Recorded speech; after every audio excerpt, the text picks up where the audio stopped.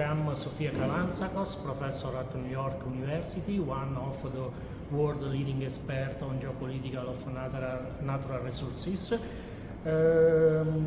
She's the author of Terre Rare, published by GEA, a landmark work on the critical minerals. Thank you for being here.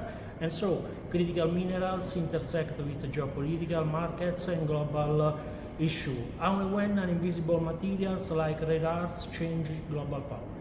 Okay, first of all, let's say this, that we've embarked on the digitalization of the global economy and the greening of the global economy. Rare earths are essential for both of these transitions, but not only rare earths and other critical minerals like cobalt, lithium, and so many others.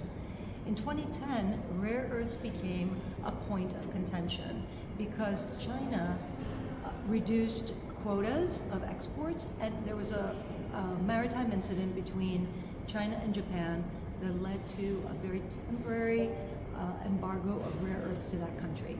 This threw the whole world into turmoil, and yet years passed, and this is why I wrote the book, and we seem to have missed a very important lesson. Once the market corrected itself, both the industry and the politicians ignored the topic and moved on. They thought of it as a blip. And today, as we're embarking on these two major transitions, we see that they're at the heart of the matter. How risky is for the global economy to rely almost entirely on China for the supply of these critical resources? I would not single out China. I think that China has a plan. China has created an ecosystem. China did not say it would not sell to us. Geopolitics have made this super contentious, and also the fact that China needs these materials and a lot of these applications for its own economy. Why? Because China made a decision. It wanted to leapfrog into the EV sector and to the digitalization of the global economy and, of course, renewable energy applications. So China had a plan.